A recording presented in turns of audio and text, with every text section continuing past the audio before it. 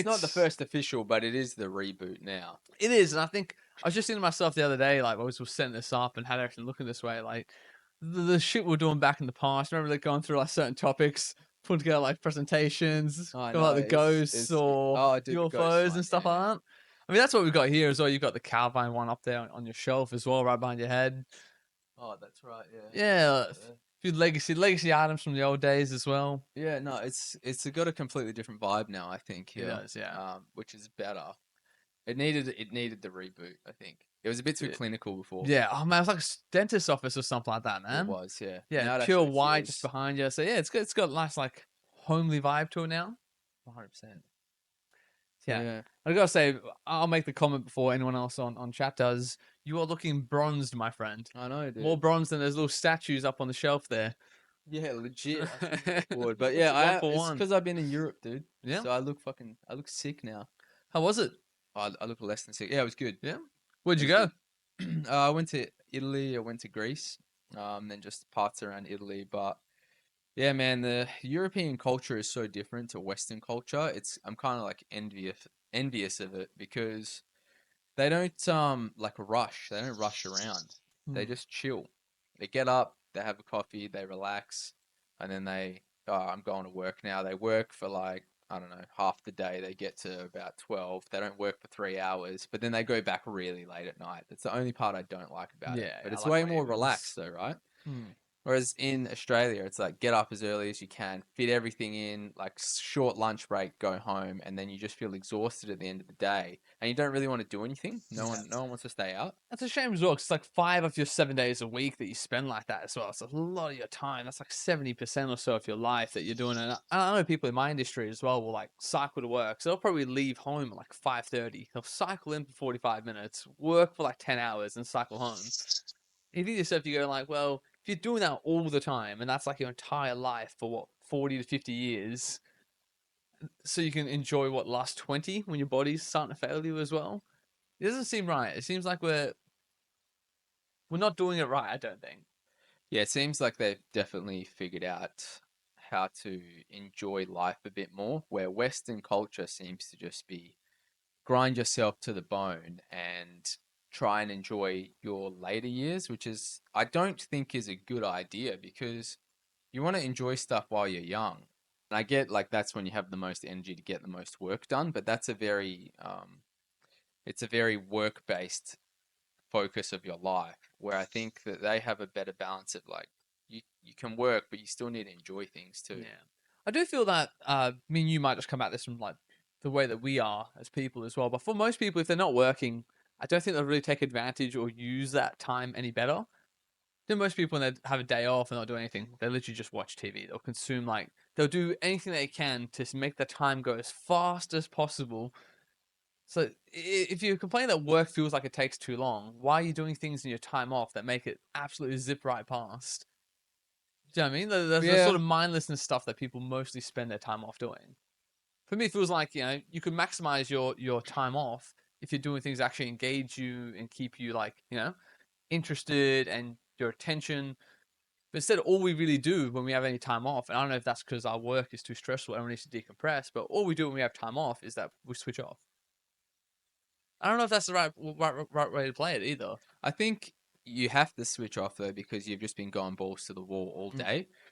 It's just like if you think about it, at work, it's just like optimize how much you can get done. So then when you get home, it all sort of hits you at once where you're like, I'm I'm been going hard all day. I just need to just stop for a sec. And It's a that shame. yeah. Yeah, I get it. That's probably fair enough as well. But it's just a shame to think that like that's probably exacerbating the problem. Is that when you do have time off, most of us are just trying to like recover this energy, and you don't do anything, or you do things that just like take minimal effort. And when your brain's not engaged, time seems to fly right past. Everyone knows that when you're just sitting there scrolling through TikTok or Instagram, or you're watching YouTube or TV, man, you can lose 6 hours like it's nothing. You do those same 6 hours at work, and you're like, you can't wait for the time to go by. It's completely different. Like time moves faster the less engaged you are. But then when we have time off, all we want to do is disengage. So you're speeding up the time off you have, and then you slow yourself down when you're at work. That just makes the whole thing feel way worse. I think the speed up is just a natural byproduct of actually enjoying the time that you have though. Because if you are doing something that you like doing, you sort of lose track of time, which is because you're having fun. Whereas when you're doing something that you're doing because you have to do it, not because you want to do it, obviously it's going to drag on, right? Mm. So you reckon there's a part of it that's like the enjoyment is also influencing it. So that makes it even worse. What an absolute cruel twist of fate then. That the second you start enjoying yourself, time just starts zipping right on by. Well, It's such a weird thing about the human condition, isn't it? That we can't like we can never have it's almost like this world's been made just to like test and stress us out, right? well, in the Western culture, like I was saying, it is like that. The European culture is not the same. They're not they're not as driven by getting shit done at work, which is why things take so long there. It's like they call it Italian time because people are just so fucking slow. Because they're not like they're not completely driven by I have to get everything done. They're like stopping at 12 o'clock for a 3 hour lunch to just go and relax and eat. And I think they even have a sleep and then they go back later on in the night. Love it. Absolutely love it. I don't know what's that where's that come from in terms of like culture? Because I thought to myself as well, being like in Australia in a place that's only really existed for 300 years or so, if that, as an actual society that we have here, is it because they have such a longer history? Is that where it gives them a bit more perspective, and it's why they can slow down like that? Maybe, I don't know. I mean, it's sort of comes from Roman culture, doesn't it? It's like sort of based in the sort of Roman times. The Greeks are kind of similar to that. I don't know. They've been around for a lot longer. Perhaps just as a byproduct of living for so long, they've culturally understood what is more important. Yeah. Whereas we're still in that phase of mentality of like trying to grow and trying to conquer and trying to expand, which is what Western civilization really has. I mean, we've been colonizing and expanding and rebuilding for so long that's like ingrained in us. Whereas I just don't, yeah, I think you're right. I think they've been around for so long from the Roman Empire all the way through that there is that different perspective. Yeah, what more do you need to do after you've built Rome? Yeah, You just exactly. gotta sit back and relax Then a you little take bit, your right? mid afternoon nap. I think You that's have that's to. what You got to happens. chill. I Yeah. feel like, and that's something that would have, because where does culture even come from? Mm. Like what? Like how does that? How does the culture of them working, having a 3 hour lunch, sleep, and then going back and working till 8? How does that even become a thing? Mm. It has to come over what hundreds of years, probably thousands Thousands of of years. years. So Yeah, that's a great question as well. And strange enough, like to pivot a bit, but I was watching like an interview that Matt Walsh was doing as part of that "Am I Racist" movie. He was talking to this black professor about it. It was really interesting. They were talking about the differences in average SAT scores between like different groups. And as you can all expect, I think it's like Asian Americans have like 1,200 average, and then you have like I think it was Indian Americans or Native Americans had about 750. And the thing is, it's like, well, genetically, there's no difference. There's really no difference in terms of like our capacity to learn across people. You can probably account for 1 to 2% best based on genetic reasons, right? When you take a big statistical group as a whole, so all of the differences are cultural, all of them. You're talking about like a 50% difference in SAT scores across groups of people purely based on culture. And if you ask yourself, like, well, where's that culture come from? Like, what is it? Well, who knows? But you say it takes a long time to form. And one of the problems I even have with like the whole equity stuff that they sort of push is like they're trying to fix the problem of culture at the end point. So you've already lived your whole life in a certain cultural environment, but then you want to fix the inequality at the end just by being like, okay, well, let's let more of this group into the university instead of this group because there's too many of this group in. It's like no, you got to fix the culture. You can't just like fix it at the end after the culture's already. yeah, Do you know what I mean? The culture's already had its effect on the person, and then you're just going to give them the job anyway.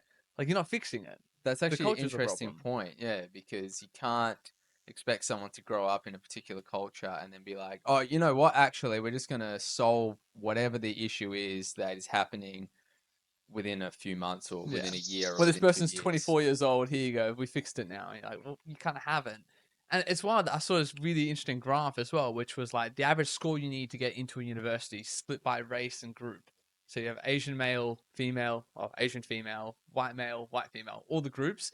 And man, like if you are African American, you can have a 20, 30 point basis less percent score and still get into the same course that an Asian or a white man would get into. Yeah, So like right. the entry level just drops depending on what you are. So that means you get like some like Asian men and white men who have really high scores not getting into the schools they want to get into because their spot's being taken by someone who's got like a 20% lower score, but they fit a different race. It's really interesting, actually. And that's where you're fixing the problem of culture at the end Yeah. after it's already had its effect. But I don't know why. It's a crazy thing to think that just something about Asian culture is really, really good at raising. I don't know if it's raising kids or it's promoting that sort of excellence or what it is. I don't know what aspect of it is, but you can see it in the data. It's like it's so clear that they just perform better. They've better I work think ethics. I don't know what it is. It's just you can see it. I think that if you like, it's like when you're building like your character in an RPG. Mm. If you stack one stat, something else is gonna lack, though, Yeah, right? you've only got a certain amount of points to use, right? Exactly. Yeah. So it's not all like rosy. You Mm. can have like a really high stat in one thing, but like they've got their own issues, right? Like it's like Japan. Japan has something similar to like obviously being doing well in school and stuff like that, but then also their suicide rates are just like through the Mm. roof. So it's good in some ways, bad in others. Do you reckon there's a part of that as well that might be like, the culture that you're from is sort of pushing you to spend those ability points as we just talked about. Like I think that's a great way to think about it. The ability points that form your character in an RPG and the culture that you come from. Do you reckon that's the simple answer as there is? It's just like your culture is the collective push for you to spend those ability points in a certain way. Subconsciously, you don't even realize it. You just grow up in the culture and the things that you should prioritize become evident to you based on what everyone else around you is doing. So it might be as simple as like a I see, so I do.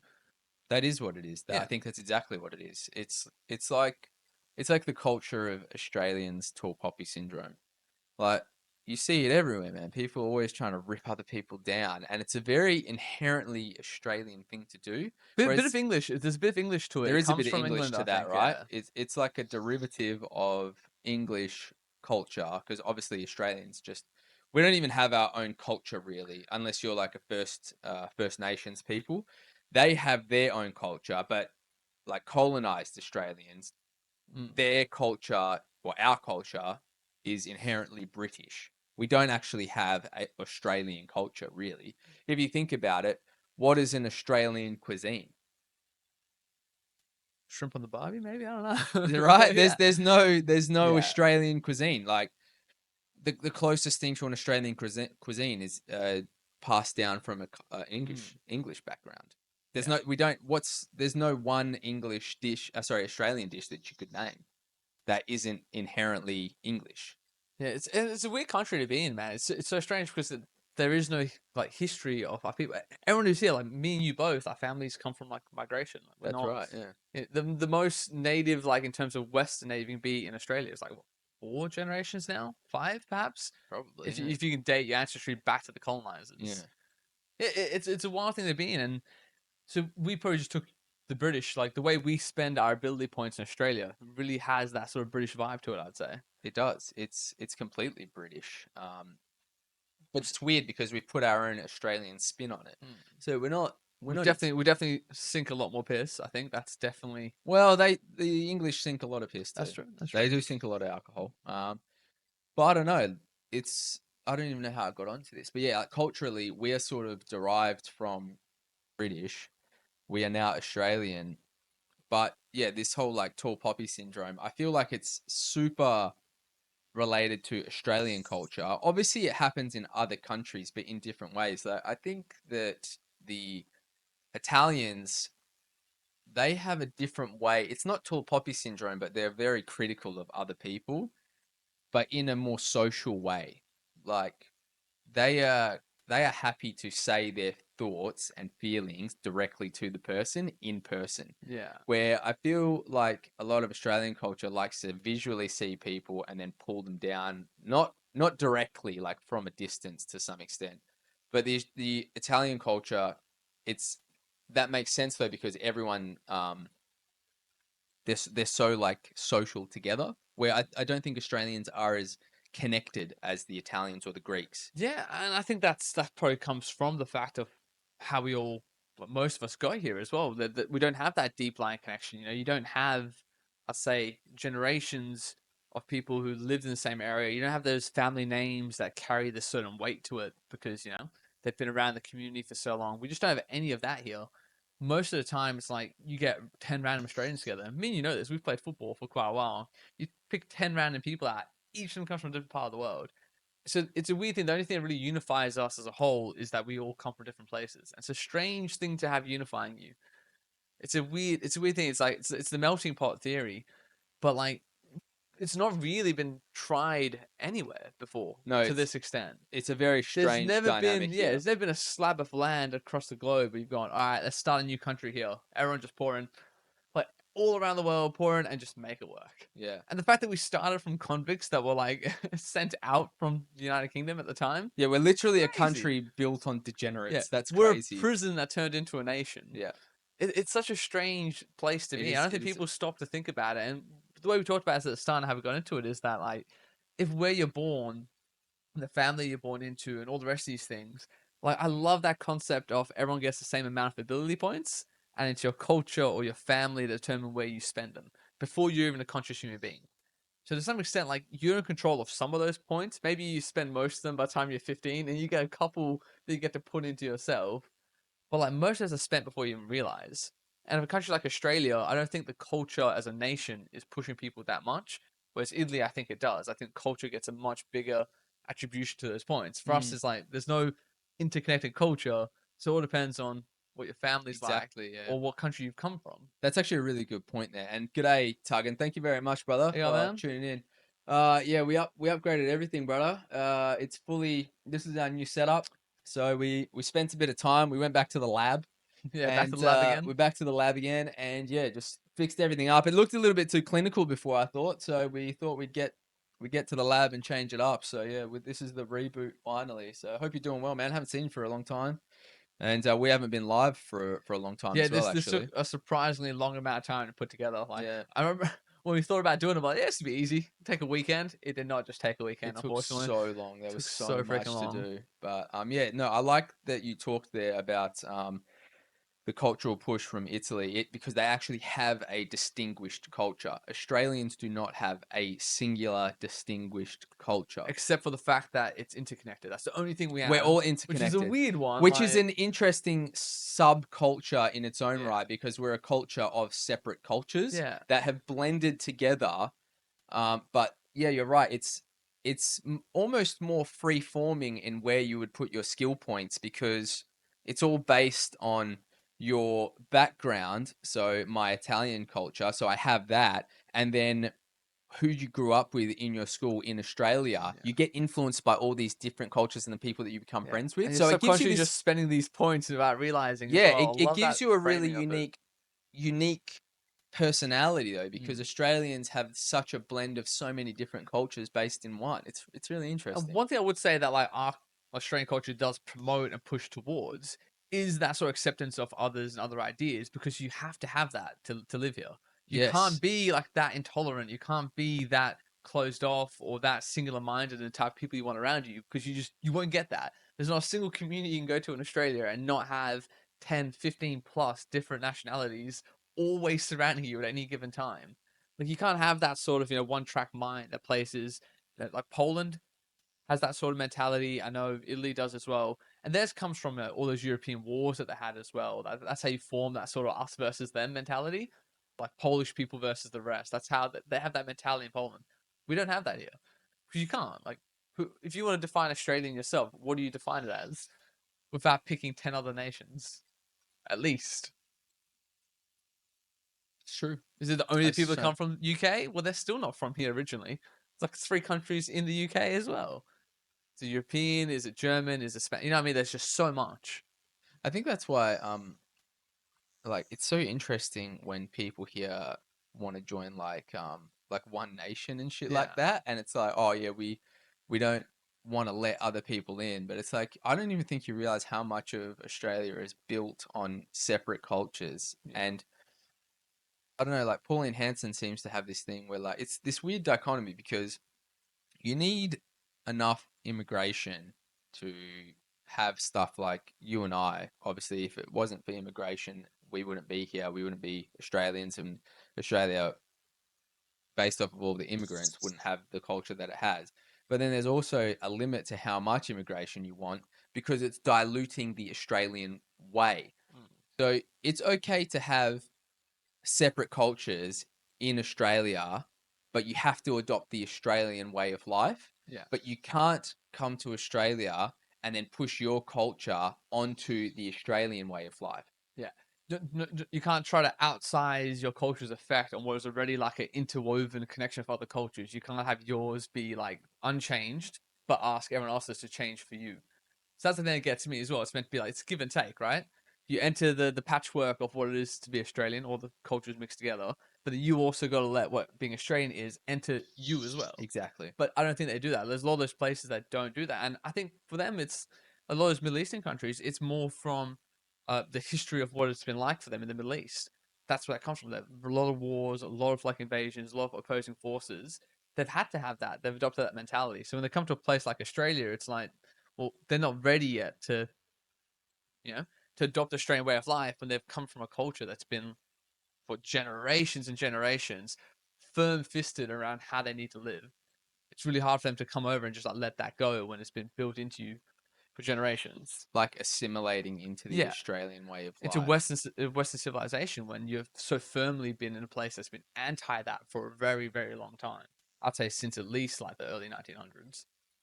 Yeah, it's interesting because you think that if you, because like a lot of immigration comes from, I know it did for my family, is leaving for a better life.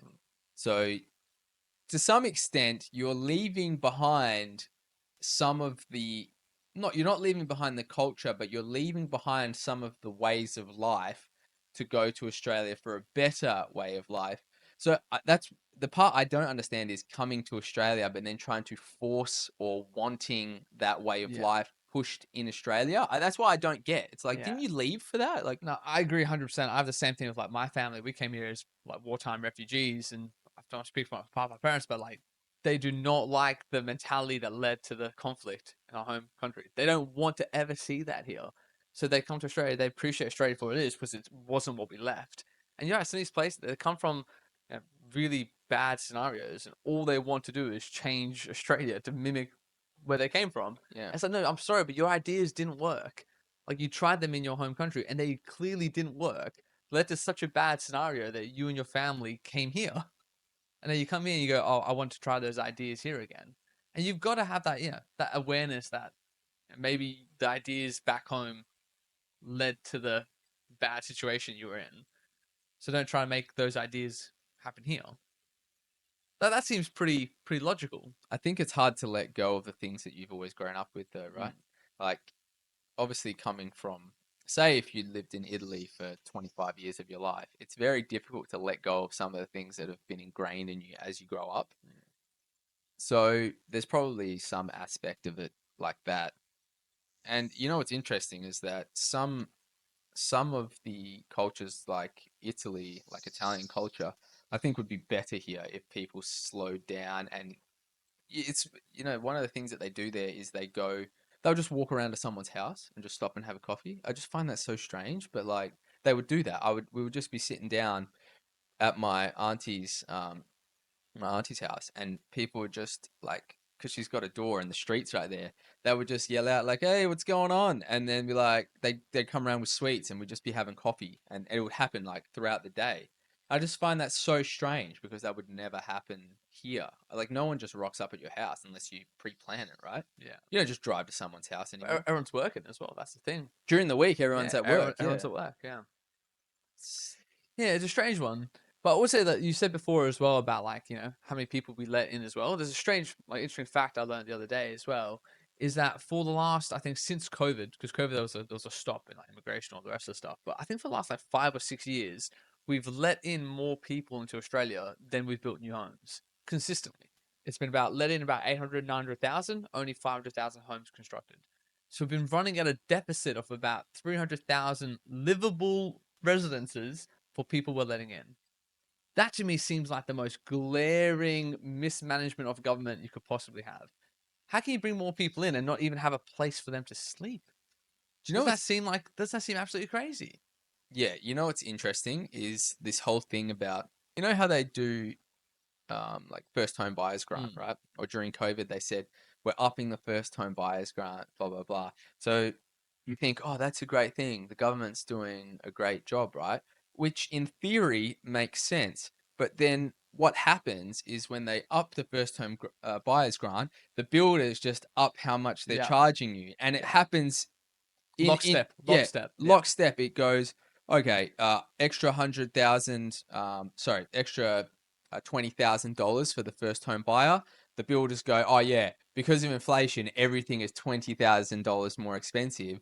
So essentially what happens is they start pushing the inflation even higher, and the house prices go up because you're spending more now. You're not actually getting any savings, so Like, it's not helping Louis, anyone out. you've just like touched on the most simple, basic economic principle that there is. It's supply and demand. Right? You set your prices based on what people can afford. That's it. That's just business. You have to do that. That's how you manage clearance rates, all the rest of that stuff. If the government comes in and increases the purchasing power of people, the buyer, the demand by 100,000, the supply will increase its prices by the exact same amount. That is always the case. And that's the worst thing about these government interventions that seem so well intentioned, but are so obviously flawed. Like basic economic principles flawed. And what's worse is the 100,000 that you talked about didn't pop up out of nowhere. That's tax dollars. So siphoned a little bit of money off everyone and gave it to the builders, gave it to the construction companies, gave it to the sellers, the developers. And I think that's why they do that. That's why they did the first home buyer grant. I think that was lobbied for heavily by developers, by, you know, real estate investors, because they knew as soon as this grant goes through, we can increase our prices and still clear the same amount of homes. And it's that I was actually telling you the other day that story about colonial Britain. Yes. See, what you just touched on there is exactly the same as that story. So, to all those listening, it's a really interesting story that I learned a few weeks ago. But basically, when India was under British rule, colonial rule, in New Delhi, they had a real bad problem with cobras and cobra attacks. So, all the townspeople, villagers are being attacked by cobras. So, the British monarchy set a bounty for every dead cobra that people would bring them. So the first like few years of the implementation of this bounty, it was working. People were bringing in dead cobras. There were less attacks, but then they started noticing it flipped. There were more and more cobra attacks, more and more villagers getting bitten. Turned out what was happening is that the villagers started operating these cobra farms. These massive cobra operations were happening where they would farm their own cobras, kill them, bring them for the bounty. They made an entire business around it. And then when the British monarchy realized this was happening, they closed off the bounty program and all those farmers released the snakes because what's the point? Mm. And then for the next like decade or so, there was a massive, much bigger cobra problem in Delhi than there was before they introduced the bounty problem. What you described to me about the first home buyer grant and house pricing situation matches that one for one. Government steps in, spends a lot of money to fix something, the problem becomes way worse, and they waste all our money. It's exactly what happens, and it's funny because people don't even realize that they're in the exact same position. They Nothing changed. The houses, technically the price stayed exactly the same. All that happened is on paper the amount that you're paying increased. And that caused inflation across the board. No one wants to talk about that, but the real inflationary pressure, like most of Australia's economy, is tied up in mining and development housing. Yeah. That's where all the money is. Yeah. So if you increase the prices of houses across the board, that is inflation, man. Your dollar means less. If I can't buy a home, as the only thing people are buying in Australia, the house prices going up is the inflation. And people don't realize that. They're also happy, oh, my house is worth more than when I bought it. Right? But so is every other one. House hasn't increased in value at all. Your dollar's just decreased.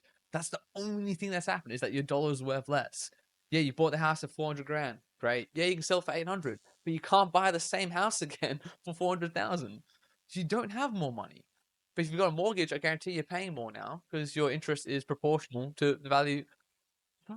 That's it's such a clever con job that they've worked into people's minds because everyone thinks that they're getting wealthier because the house that they own is worth more. But everything else, like, what it costs to have end of life care in a nursing home, that's gone up. So most people will have their property, they'll sell it, and then they'll use that money to pay for end of life nursing care. They're not even able to afford that anymore because that's gone up. So you haven't actually got any more money when your house prices have gone up. I think it's obvious as well, right? Because if you buy a house and it costs, I don't know, let's say it costs, for example, 100 grand, right? And then after the COVID stuff, and then everything starts going up by, I don't know, 100, like some houses have gone up by like close to $200,000, but nothing's changed. All that's happened is everything has become more expensive. So you think, oh, well, I bought this for 100,000.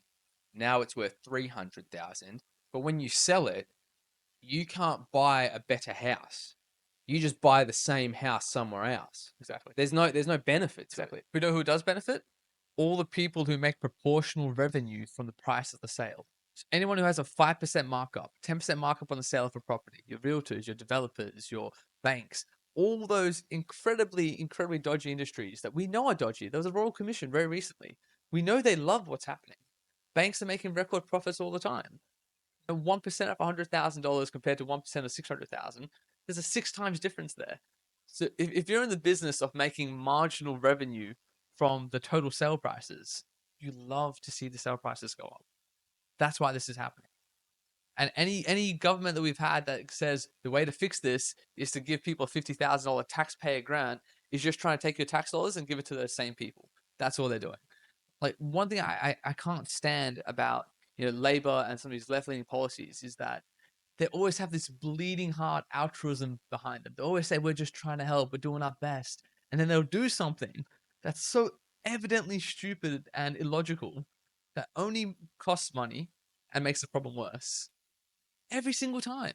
I can't remember in my lifetime where they actively tried to solve a problem and didn't make it worse. And learning about that New Delhi thing, it's like, wait, this has been a known phenomenon for like hundreds of years. It's so obvious now when you look at the first home buyers grant, because exactly that Cobra scenario literally happened here Yeah. during COVID. It it literally did not benefit any average citizen. It just cost everyone more money.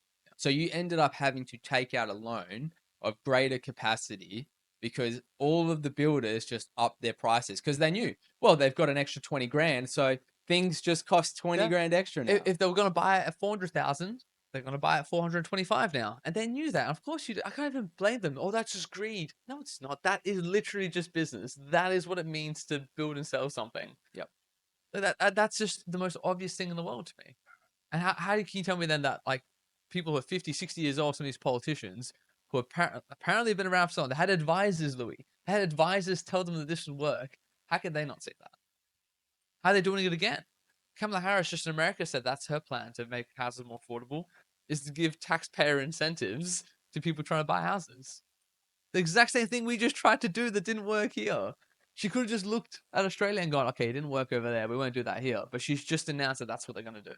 You know what would probably bring the house prices down is if they actively tried to get more young builders or more young tradies out there. So we had more builders to build more houses. So the supply went up, which means the cost would go down. Problem is, right now, to tell the real truth, and this is really depressing about it, is that even if they were to build more of these houses, the problem we have right now is that they'll get bought up immediately by developers or by investors who will then sit on them because of the negative gearing that we have. You can have a tax write-off on the loss of property investment.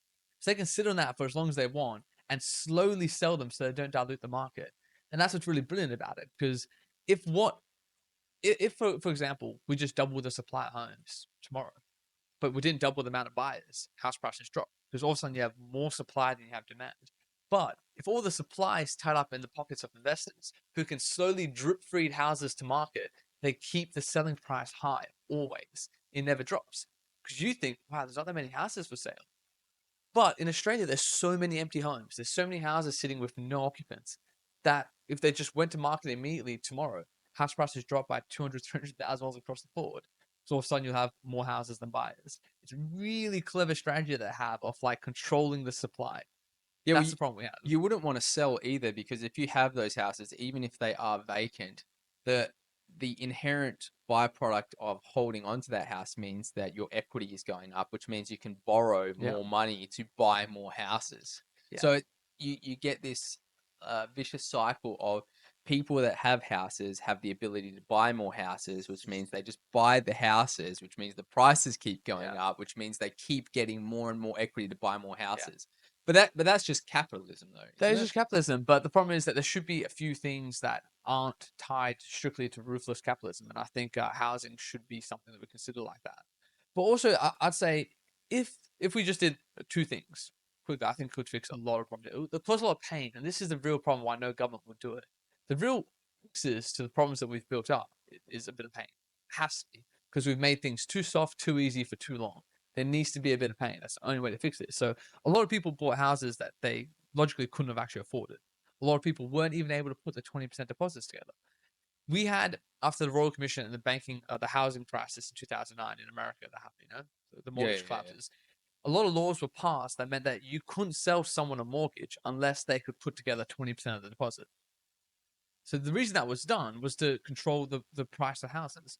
You couldn't make the house $1 million because not many people could put together, you know, $200,000 as a deposit. Great way to control the pricing of the market. People have to be able to save 20% to buy what you're selling. Brilliant. Great idea. Really genius solution to a really bad problem that we have. But actually, right now, why did that go so wrong in Australia? Why did that stop working? I'd say roughly 10, 15 years ago. What did the banks do that was really clever to make people be able to sell more expensive houses again? Guarantor. They let people's parents go guarantors on their property so they could still buy things that they shouldn't be able to afford. And their house prices just went poof, gone. Because now you can be some kid on 60 grand a year. You can still buy yourself $1 million home as long as mum and dad put their house as a stake on it for you. That wasn't supposed to be able to happen. And that's what's going so wrong. So first thing you do, you stop that straight out the bat. So you're saying that because you can have a guarantor now, it means that people that shouldn't be able to enter the property market are able to. Yes. But what it really means is that you've increased the amount of demand. You've manufactured more demand because demand isn't about who wants it. Demand's about who can afford it, who can buy it. That's what you should consider demand. It's not just wanting, it's being able to afford. Right. So if you increase the amount of people that can afford the $1 million property, you just made it $1.5 million. That's the economics of it. By increasing how many people can buy it, same way the first home buyer grant fucked things up, is the same way this did as well. If you increase how many people can buy it for $1 million, well, there's more houses that are going to be $1 million. That's just the short thing. I didn't actually think about the guarantor side of things like It that was very before. genius. That was one of the smartest things the banks did because that allowed the house price to stay high. And remember, these people make the incremental profit margins from the sale price of a property. And another really brilliant thing that's written to the guarantor procedure is that if you fuck up and you lose your job or you get sick or injured, whatever it is, and you can't keep paying off your house, the bank can foreclose on your parents' house. Even if your parents have the cash to pay off what you borrowed, the bank can go, I don't want the cash, I want the house. It's written in there in the fine print of a guarantor process. The bank can choose to reject cash because it's the house that you offer. So the banks have just got full fail safe. One, they can sell the house more expensive to teenagers and young kids who can't afford it. Two, if you fuck up and you can't keep paying that ridiculous mortgage rate, especially when they just increase your interest rate by sixfold, they can take your parents' house. So the banks get to capture a whole generation worth of property back into the system again. Genius, genius. I love. As much as I hate them for it, fuck, to be sitting around that round table and think that up, brilliant, great That business. is actually insane when you think about that. Like the system is pretty much geared to want you to fail because then the banks don't really ever lose if something goes wrong. There's They no loss don't for them. really lose. Also, you think about banks. What do you mean by bank? If you're talking about the CEOs who are right now making killing on bonuses and buybacks and stock purchases, like these guys are living lavish, man. They're billionaires across the board, right? The Combank CEO just got massive payout from dividends because they made like $8 billion profit, record profits at Combank. At the time of inflation, everyone's struggling. The banks are making the most amount of money ever. That guy's taken his bag. He's gone. Even if the whole Combank collapses and the company goes insolvent tomorrow, that CEO for the last 5 years, he's going to be sipping champagne on a yacht. He doesn't give a fuck. So like the banks are being run terribly right now. They're all going to collapse. Everyone can see it. It's teetering on collapse. You can't have that much bad debt. You cannot have that much bad debt because it's domino effect. How many of these Australian citizens can actually afford to pay off that $800,000 home they just? What if one economic recession happens? What then? What if just 5% of people lose their jobs? Let's say right now we've got like about 5% extreme insolvency risk right now. You can track how many people are behind on their mortgage repayments. How many people are about to get foreclosed on? They're calling foreclosure rates. I've been tracking them for a while now. Since the interest rates have gone up, Matt, it's like tripled. We're one of the highest foreclosure risks than we've ever had in the last like 30 years. So like the banks don't care because if the company Combank goes insolvent, the CEOs all put their back. They're all fine, man. They're out somewhere in the freaking in Venice on a yacht sipping champagne for a P Diddy party. You know, they're doing fine, bro. So it's not the banks that are being run well. It's just the CEOs of these banks that are just taking their payday. Yeah, I mean, but isn't that just the name of the game? Isn't that what they're doing? Like, what else are you supposed to do as a CEO if you're running a bank and you obviously want to try and optimize Yeah. profits, right? It's like, can you even be mad about that? That's the thing. I can't. And I said before, like as much as I hate what's happening, and I hate like the pain it caused to regular people. Like you think about it, if you were at that round table wearing that suit, trying to put together a plan on how to make the most amount of money, you did a great job. You earned that business degree, son. Pat on the back, good job. Like you can't be mad at them. The incentives were all wrong. We've geared the incentives wrong. We've made housing a profitable industry. We've made lending money a profitable industry. You know, in the Bible and like they said that lending money with interest was a sin. Christians weren't allowed to do it back in the day because I think they knew they could see what that leads to. That's what's led to now. All the money just gets centralized to the banks. The more money in circulation, the more percentage cut you get. And the cycle keeps going. Yeah, it's interesting. There's been recent talks as well about trying to, like, I've seen articles pop up here and there about removing negative gearing. Have you seen that kind of I've stuff? seen that. I've seen it cost Bill Shorten the election against Scott Morrison in 2019 that election. I think they need to do it, but that's just one piece of the puzzle. I think that's just real small piece. I think you cannot have your banks making record profits at a time when insolvency rates are as high as they are. That is just clearly something's going wrong. If you have any sort of common sense of government, you look at it and go, all right, well, people are close to being foreclosed upon. It's going to create a massive domino effect because there's two things that happen there, right? One is who covers the $500,000 each still owe the bank? What happens to that money? You can no longer repay it. Well, they'll be forced to sell your house to recoup their money. So it's that out of nowhere you start increasing the supply of housing by 3-4% Australia wide, just from people who got foreclosed upon. What's it going to do to the prices of houses? It's going to make them drop. So the bank will sell your house but not be able to recoup all of its money across the board. And then you just get the same process will spiral out. So I'm saying It's a bit of a drama. that's what happened in 2009 in America as well. You know, the house that you bought for 1.2, 1.3 mil, a few months later, it's worth like $500,000 because the whole system's collapsed. Yeah, is that like, could that happen here? Realistically, though, do you think it could happen again? I've had people tell me that it can't because the whole system is so built on housing that if this collapses, it's like the one pillar holding up our entire economy. They'll never let it collapse. But at the same time, I feel like people have told me that if you've just bought $1 million property, maybe you need to believe that. Maybe there's a bit of that too. There's a bit of like eyes wide shut type of thing. We just don't want to know. It's funny because if you're trying to get into the property market, you want to get rid of negative gearing. Mm. If you're already in the property market, you want to keep Yeah, negative gearing around. for sure. Especially like if you are a type of person whose whole retirement plan is based on selling some of these properties you've been holding on to. Because the thing with negative gearing is that you can rent out the property for less money than it's costing you to maintain and upkeep it and have that as a tax loss. That's the main, like, you have a tax write off basically. So you got tax incentives to not only buy more properties that you can afford to, but then also like you don't have to rent it out as high because you can claim the loss. So my problem is what happens to rents if they get rid of negative gearing? Is rent going to skyrocket? Like people have to start renting properties for the same amount it costs to pay off the mortgage. I mean, when mortgages are 6 or 7%, does rent scale with that? We've got laws in place where you can't jack up the rent that much in one calendar year. So it's like you're gonna like really, It's going to be a chain effect, yeah, though, isn't it? you're If gonna you force change so this many thing, people to sell yeah, immediately. They'll be like, we can't. We're losing bleeding money. Hold on to this property. But then, as we said before, if you increase the supply, house prices drop, and that's what they don't want.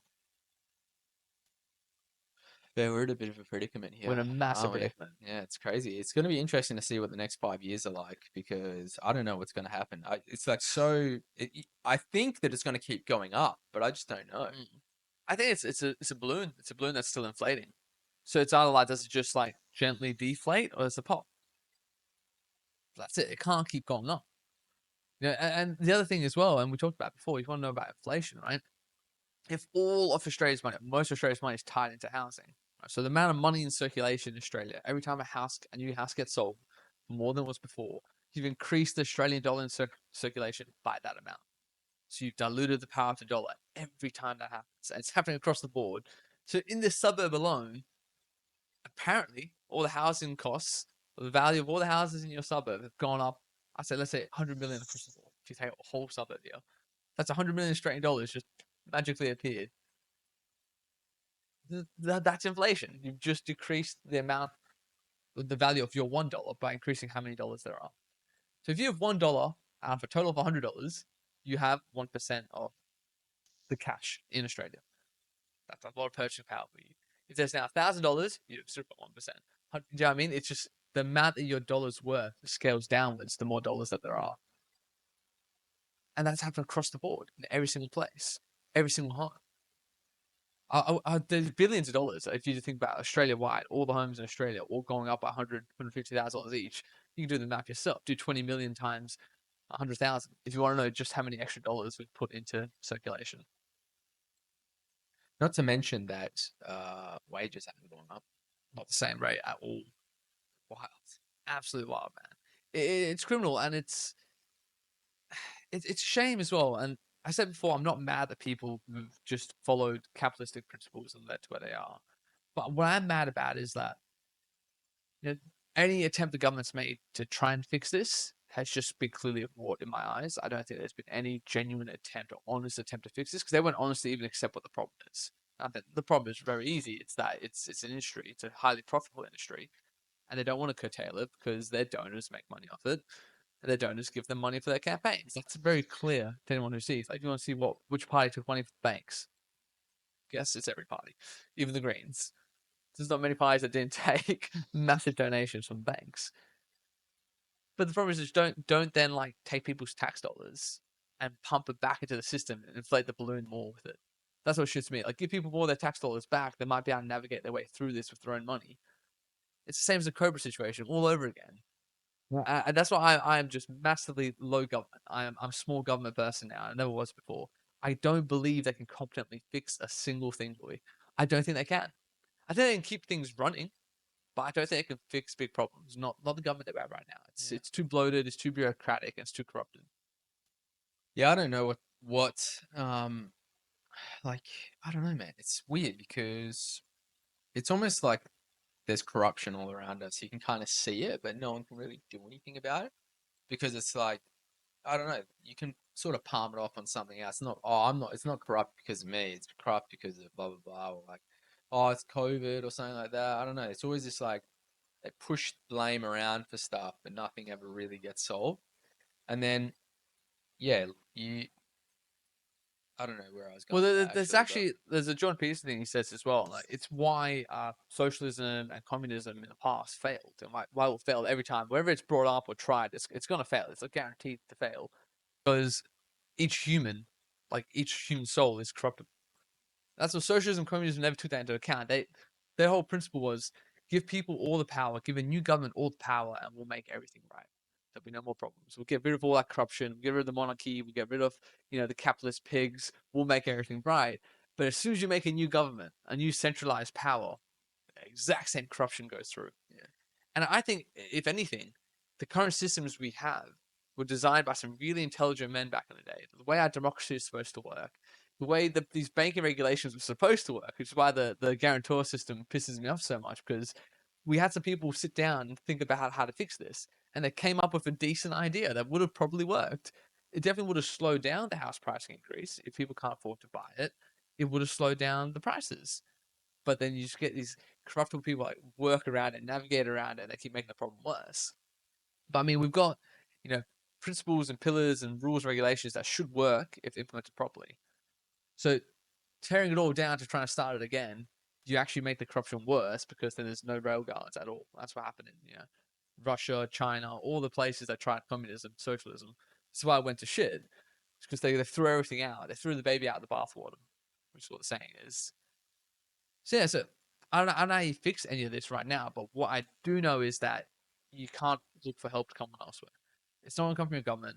It's not because people are corruptible. As soon as you give someone power over you, authority over you, you leave yourself open to corruption influencing them and acting against you. So we all need to fix our own problems. It's the best way to go.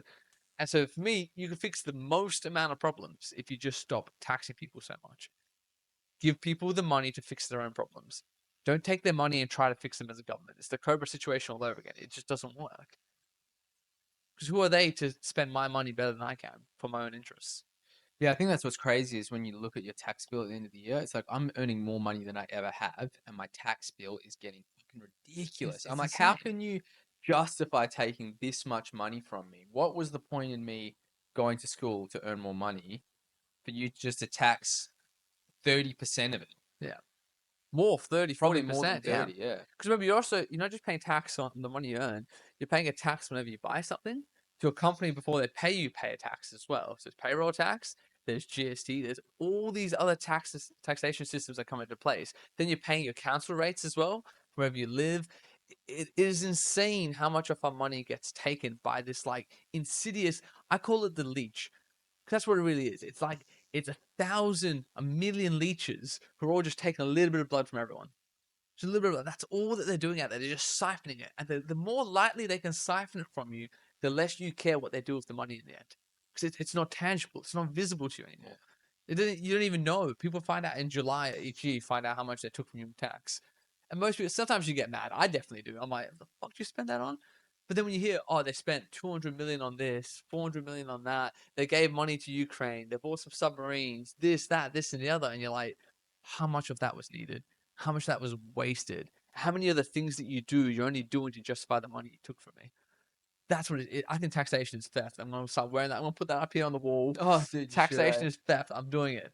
Just right No. across there, right at the Right, top, right. huh? Taxation is theft right here, people. Look, I just think that you shouldn't be allowed to tax me more than once on something. One time. You can tax me one time on something, but you can't fucking keep this loop going. Like I don't have to pay like fucking what is it for your car? Like you have to pay rego for your car, then you have Yeah. to keep paying for like tax on fuel and shit like On that. road maintenance is what they say. It comes from registration, but you're also paying that through other sort of rates and council rates and stuff like Yeah, that as well. Not to mention they set up freaking speed cameras everywhere. God forbid you go on like 8 or 9 Ks over. They're I gonna know. siphon a bit more money off Yeah, you. get you there. It's actually a joke how much you get taxed in Australia. Yeah. It's fucking diabolical. And did you know that Trump has proposed making Elon Musk, if Trump wins the election, he's going to make Elon Musk the I heard Department of about that. Government Efficiency? Yes, yeah. Oh my Dude, lord! he Could you would imagine be what a he's going to? menace. What will he unveil, man? Because in Argentina, the guy who won, Javier Milei, he's like cut 80% of public roles, public office roles. The government turned out its first surplus in like 30 years. They had the first quarter of no inflation on food prices. He's literally taken that country from the brink of a recession. All he did was go, why the fuck are tax dollars paying for so many of you right now? Yeah. Go actually generate value. And that's what I don't like about the current government that we have is that the incentives are all wrong. They're all wrong in the public sector. They're all wrong because you're not trying to make profit. You're not trying to justify your salary by creating value because you don't have to. In fact, it's the opposite. If you're too efficient, you do things too well in government, your budget gets reduced the next year. So you're incentivized to take all the time you can and all the money you can so that you can justify that your position should firstly still stay.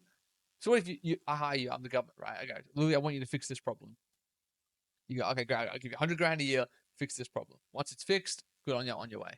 Why would you ever fix that goddamn problem? Yeah. Why would you fix it? I'm giving you 100 grand a year to be fixing it, plural, fixing. Once you fix it, the money's gone. Your incentive is to keep that problem there as long as you can. In fact, your incentive is to say, oh, well, boss, I've done everything I can. It's just getting worse. What I really need is 200 grand a year. Mm. And I'll go, all right, Louis, it's 200 grand a year. Fix this Please problem, man. I fix have it. an election coming up. Fix the problem. You go, all right, no worries. A few years later, it's gone worse. I don't know what it's 500,000. And that's what we have. We have that on like multiple millions of cuts happening at a time. It's death by a million cuts here.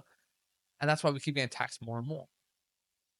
The amount of tax revenues Mm. actually increased because the average wage increased. And we did actually get a pay bump. Pays have gone up to scale with inflation to some extent across the board. So the government's gotten more money from the taxation. And when the price of something goes from $5 to $10, the amount of GST you're paying, which is 15%, that's also just increased. So the government's taking more and more money from all these things and not fixing a goddamn thing.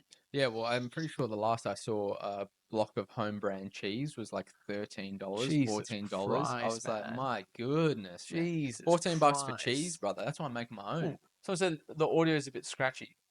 Bit scratchy? Hmm. All right, we'll get to that after. Yeah, I can't actually. Let me hear. A little bit testing. Oh, Oh actually, wow. it is a bit Yeah. scratchy. Is that the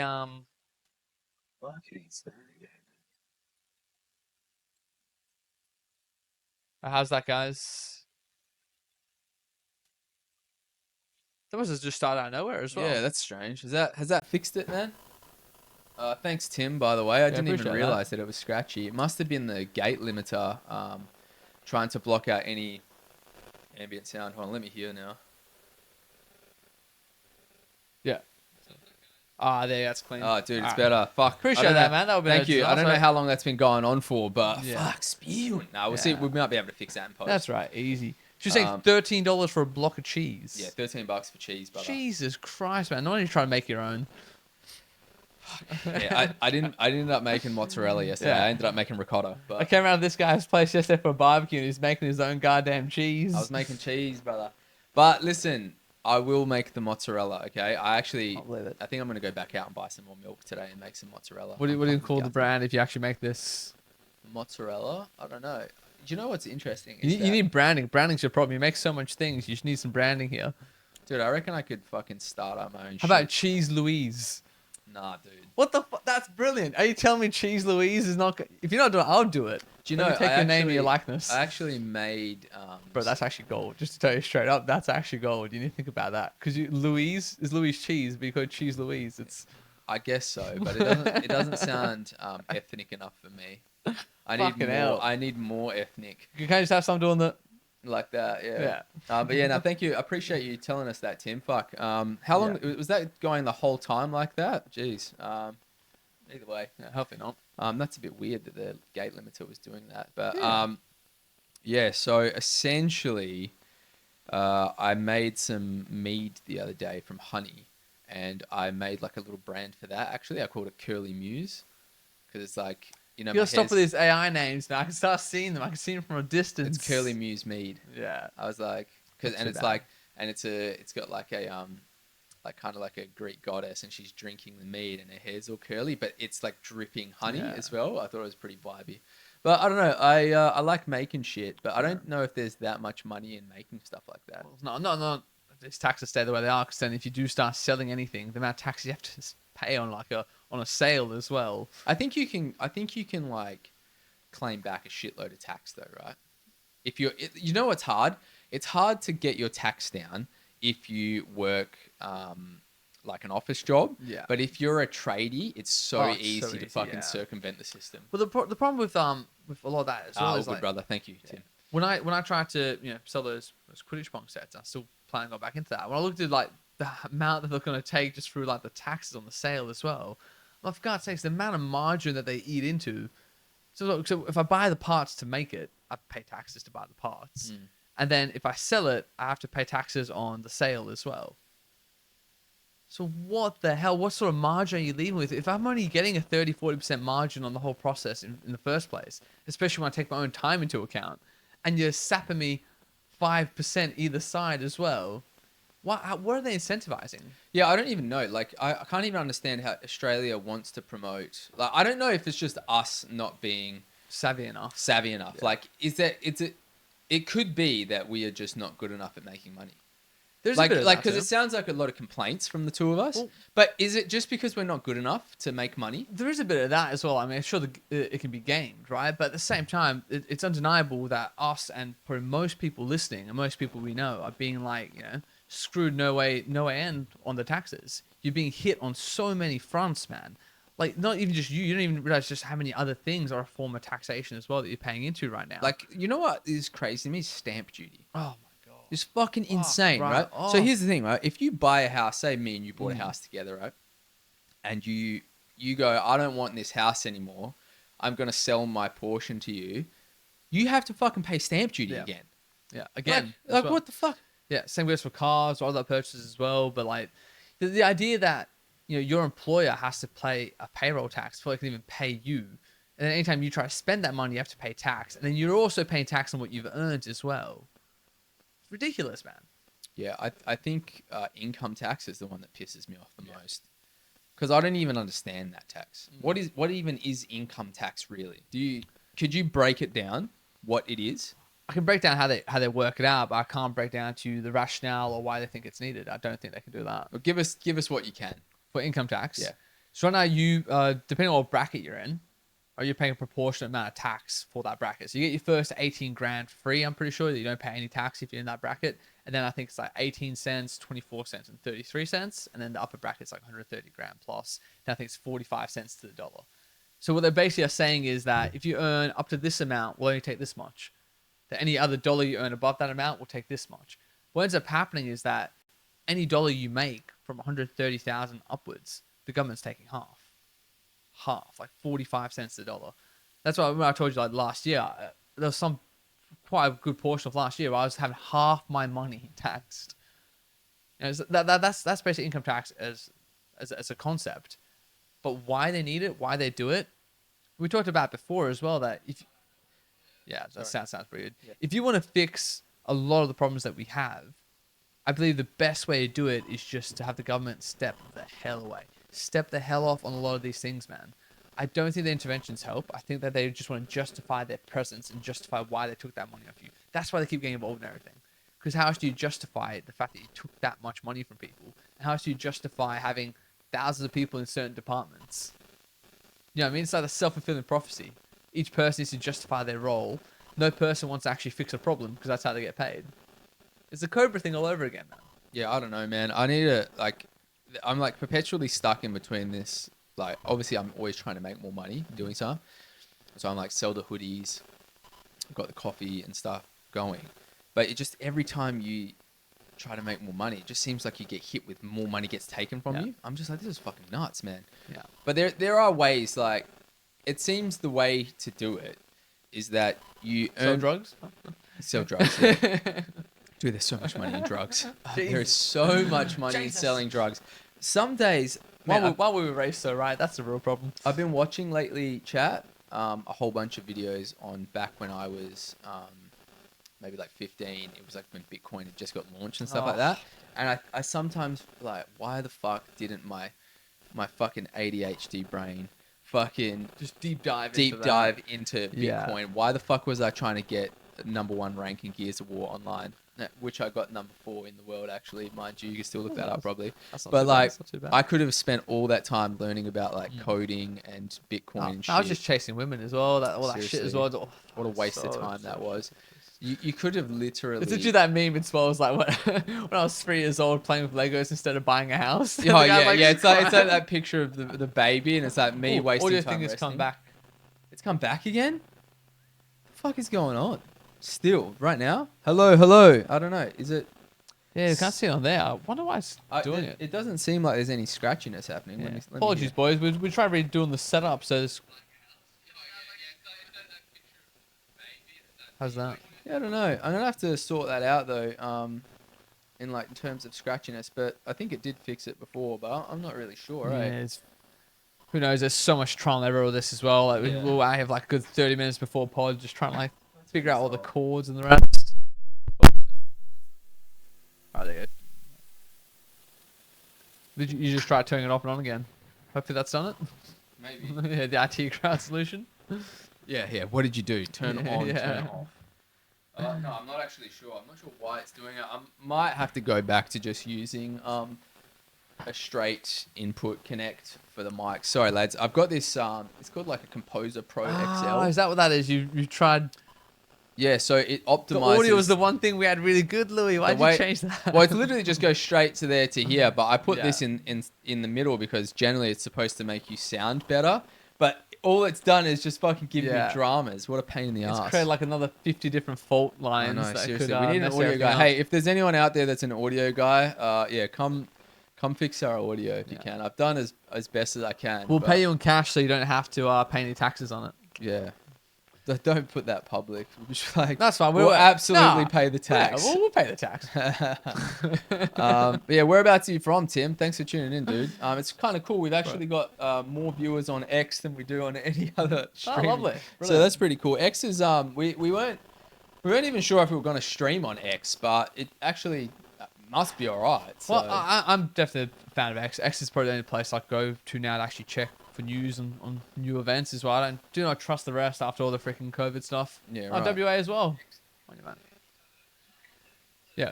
Look, normally sound Tim like will it. have the audio pretty well set.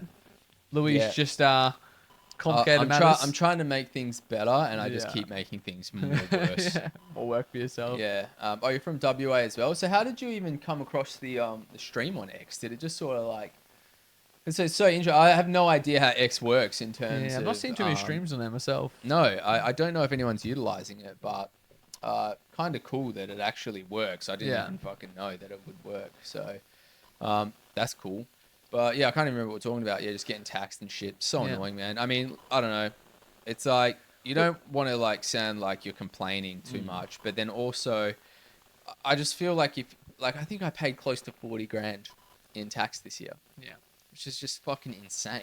I paid 40 50 grand, I man. paid 53, 54, something like that. Yeah, it's nuts.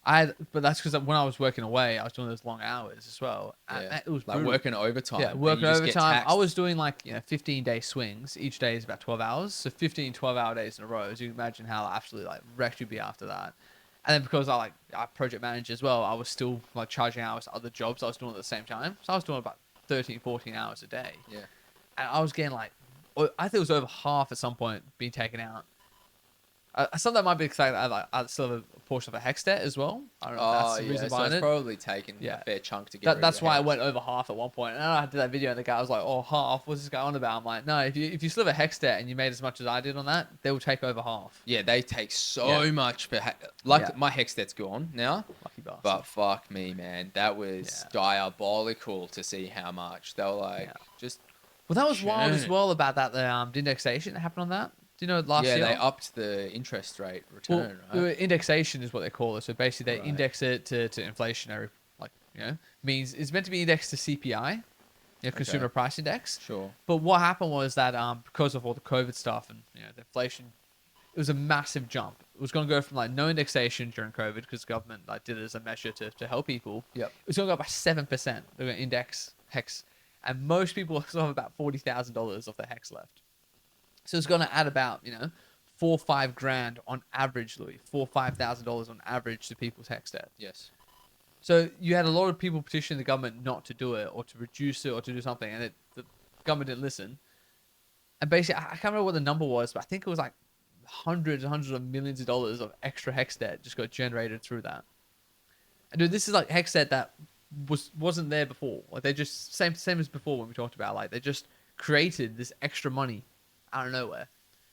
Who the hell am I paying that hex to? Yeah. Who gets that money? Is it going to the university? Who gets that? What's the benefit? Yeah. You just checking on the sound still? Yeah, I think it sounds okay to me. Just let us know, Tim, if it gets any worse, mate. But yeah, no. I don't know. Yeah, the indexation was just they generated 400. I think it was $400 million across Australia wide that extra hex debt got generated. That can't be right.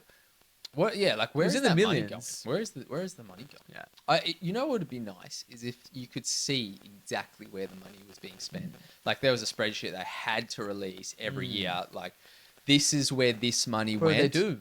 Do they? Yeah, they do. I go through that, man. Where? Yeah. I'm sure we get to bracket creep. Oh, mate, Tim, I'm already there. That freaking kills me.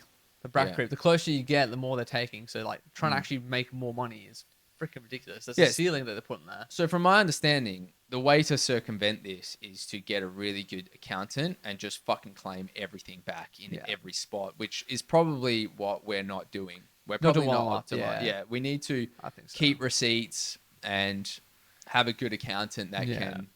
But it's a shame make that's the sad thing. And you said before, if you want to see where the money's spent, I did a deep dive on this the other day as well. I was telling you something about it last time I was here, that the sort of stuff we pay for, the fact that the amount of money we give for pensioners payments went down Yeah, that's crazy. over the last 8 years, despite the fact that we have an aging population. That's crazy. disability Because we're not going to disability get paid care shit. went up. We're not going to get Yeah. anything.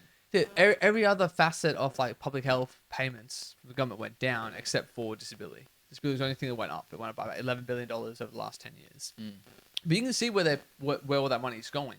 What I would love to know is like if you zoomed in, drilled in, go to one of the do Elon Musk in America, like your Department of Government Efficiency. Let's say that to you. You go in.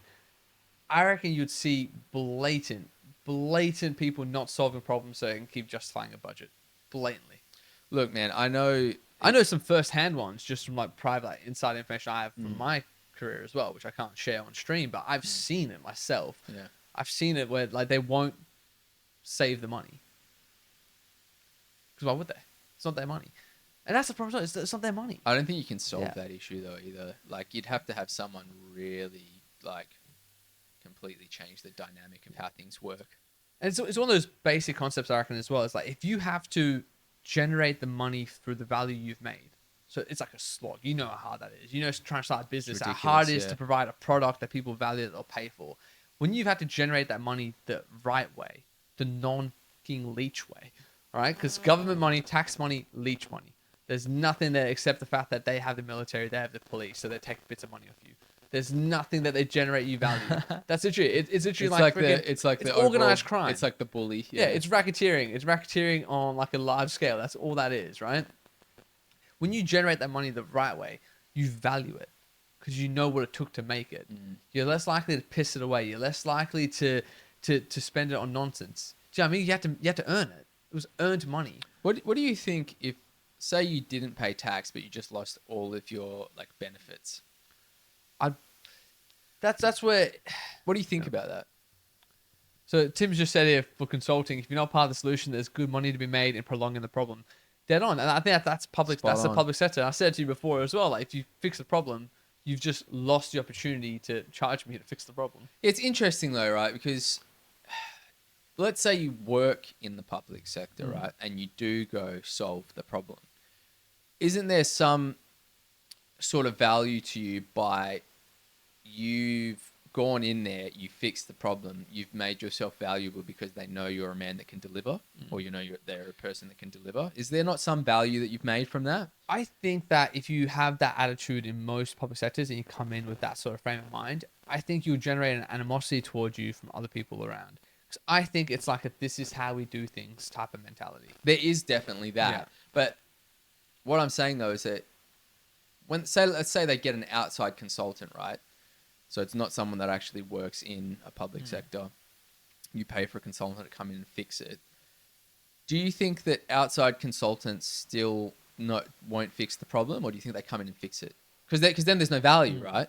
Well, I think an outside consultant, you just touched on a nail right in the head there. As an outside consultant, if it's the actual proper way that the free market is supposed to work, is if that you come in and you don't fix that problem, that you just lost your reputation. Yeah, that's problem right. fixing. That's right. Right, and then you haven't generated value. You might still get paid if you have a contract, and you can try and operate businesses like that if you really want to. You can try to be a dodgy private consultant as much as you want, but that reputation gets around pretty quick. So if you're not actually fixing problems and you're not generating value, very quickly you're gonna fall off the pecking list of who they want to use.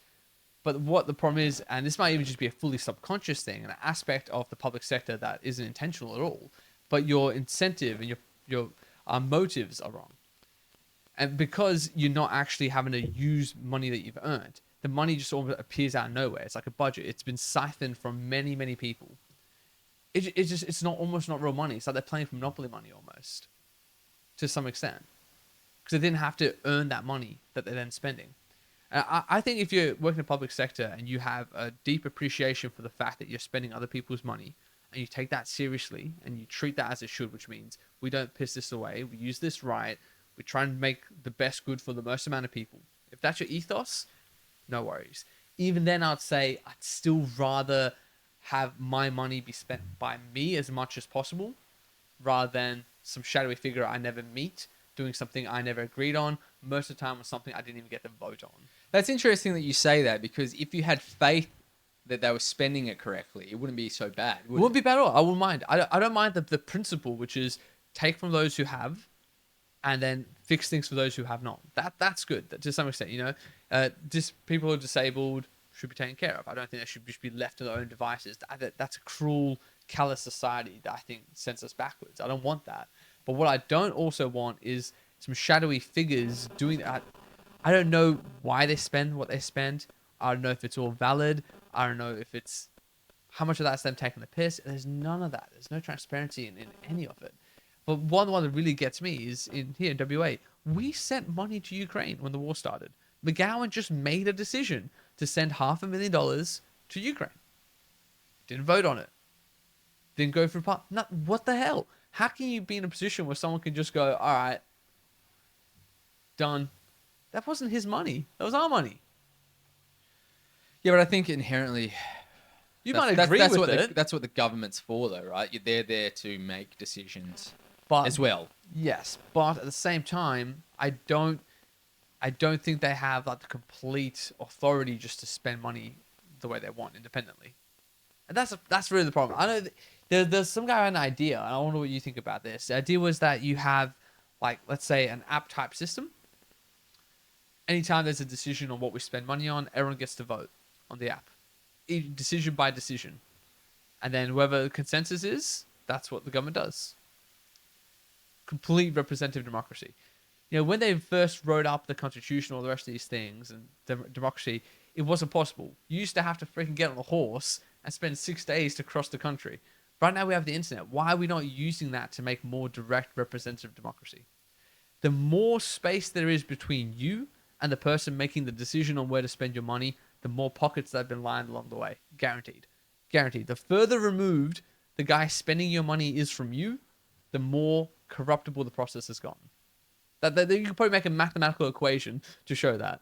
The less you know the politician, the more he's just wasted your money. That's probably a 1-for-1. If he's the guy who lives down the road and he's your local council member, he knows if I rip Louis off here, he can just knock on my door. He knows where I live. Guaranteed, there's more accountability. There's lack of physical violence potential. That's literally it, right? Yeah. Isn't that it? It's like, you want to have the physical violence distance very, very close so that you know. No, it's the fuck around to the find out coefficient. Yeah. That's what it is, all right? Yeah, right. That's right. Yeah. Fuck around How much fuck out? around until I find out? Yeah. That's funny. Yeah. So if you're like a federal elected politician who has constant security around you, right? You're never going to find out. Never. Your fuck around potential is unlimited. Limitless. That's why it's funny because... That's a great way to put it. That's exactly what it is. Because, like, when you talk shit online, you know there's no repercussions, but most people won't talk that much shit in person. They won't talk any. Like, it's completely civil when you're in person. Yeah. It's one of the worst things about the internet, I think. It's just giving people the most fuck aroundiest of vibes with very minimal finding out. It's done both. It's the double-edged sword. It's given people the ability to out stuff anonymously, which is for the greater good, but it's also given people the ability to talk shit endlessly and not suffer any sort of repercussion for it. Yeah. Because if you go up to someone in the street and say some shit, you might get punched in the mouth. Yeah, which is I think it's a valid. I'm not condoning violence. I'm just saying. That happens. It just happens. It's a great incentive to stay civil. Yeah. It really is. And I think that's just how it is. It's called boundaries. It's how you set your boundaries. It's like, you know, I don't want to do things to people that they don't want done to them because I'm worried that they might do things to me that I don't want done to me. That's actually a good thing. That's literally the give and the take. That's like the yin and yang of public behavior. It is, yeah. Right. But when you have these politicians now and the way it is, it's no accountability whatsoever. And Tim's just said they they want to restrict gun ownership. And then they held an International Weapons Expo in Perth. Yeah. Did they really? Yeah. Is that for real? Yeah. Well, the thing is, it's all about taking the weapons away from the civilians as well. You know, they don't want private gun ownership. And you can say all you want about that. You can agree with it to some extent. But you'd be a bit naive not to realize why the powerful people want that. You'd be a bit naive because if you are powerful and rich enough to always have a security guard follow you around who is armed, do you think that person won't want everyone else to not be armed? The power imbalance there. Yeah, it's interesting. Crazy. I always thought about that because I was always sort of like, man, I'm so glad Australia doesn't have guns because you look at America and you go, those guys don't know when someone's going to shoot some shit up. Yeah. And that's kind of scary to me. I don't know why you would want that. So I'm just going to fix where I'm sitting here. Which I do get. I do get that. I don't know why you'd want that. But then also it's like... There's this sort of power that comes with owning a weapon. And I'm like, I don't know if I'd take having a weapon over not having a weapon, because it's like Mm. I prefer to feel like I don't have to worry about getting shot Yeah. anywhere. Well, here's the thing with that. I reckon the amount of that sort of sentiment that you have is completely dependent on where you are and what your life has been like. Because no one wants to own a gun until they're in a situation where they really needed to have one. Right? And that's what it's all about. I come from like, I don't know how much you know about like the war over in Yugoslavia that happened, but basically in terms of civilian warfare, it happened overnight. It was you start having people walking down your streets with guns with the only intent to massacre as many people as possible.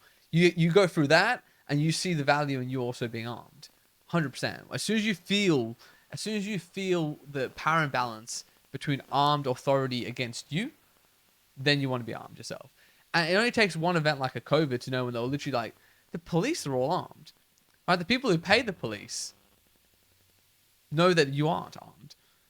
There is a massive power imbalance there, and we are all just hoping that the people in power don't abuse it. Yeah, do you know it was Hope is not a great strategy, bro? man. Do you know when COVID happened and they had the army walking around patrolling the streets Right? with assault rifles? Dude, that Madness. was fucking Yeah. nuts. What are you worried about? Like I couldn't civilians with believe stones? that. You already took all our guns. That was crazy. Yeah. And like if you went out for a run or you went down to the beach and Yeah, you were fishing on drones your flying own, over you and bro, there was shit. like cops coming Yeah. up and being like, dude, you can't be out here fishing Yeah. on your own. It's like, Yeah. bro, this is fucking, this Yeah. was wild. Like that's the situations where I'm like, having a gun in that situation makes the dynamic change, because you have this authoritarian figure that can approach you and go, well, if he does something, I'm just going to fuck him up. Yeah. Where they don't have that sense of fear. So the way that they will treat you is very, almost with a sense of arrogance in some way. Whereas if you have to approach someone amicably, it's weird because they approach you, but there's a semi sort of tension because they're not sure if you've got a gun and if you're willing Yeah. to use it. So it's not perfect.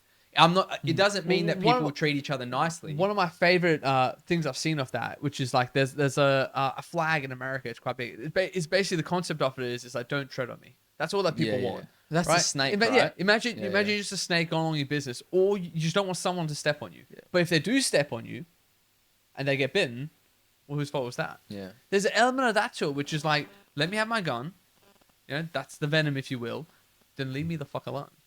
That's it. Don't tread on me. Don't encroach on me. Don't attack me. If you do, I will defend. That is the benefit to that. And anyone who thinks that that's like a archaic argument that has no place in civilized society anymore is just not paying attention, because this shit can go to hell so quickly, man. Yeah, like so Australia's fucked. If they decided to if whoever the overarching government decided, you know what, it's martial law now. Yeah. What the fuck can you do here? You Nothing. can't do There's literally anything. There's nothing. Yeah. At least in America, they've got an ability to fight back. And Tim here, Consider gun ownership or desire to as a lead indicator of the discontent of the population. Yes, that is a great way to put that as well, because Very well that's, said. that's what COVID was. For me, COVID was like a massive push of my discontent for how I'm governed. I have a deep underlying resentment to every power structure that Western society has because of what happened during COVID. I saw them like literally storm into that. There was that business. I used to love going there. It was in Warwick as well. It was like a pizza place. They stormed in there. They had like 5 or 6 cop cars parked around. You know what the crime was? She didn't vaccinate her 16-year-old daughter who was working there. yeah, it's crazy. 6 cop cars, man. Do you know how much taxpayer dollars just wasted there? Just intimidate and threaten that lady. Do you know what's so strange though as well is that it's this weird thing that happens because the cops are just normal people, right? Yeah.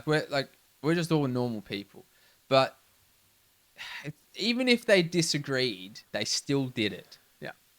They still went along.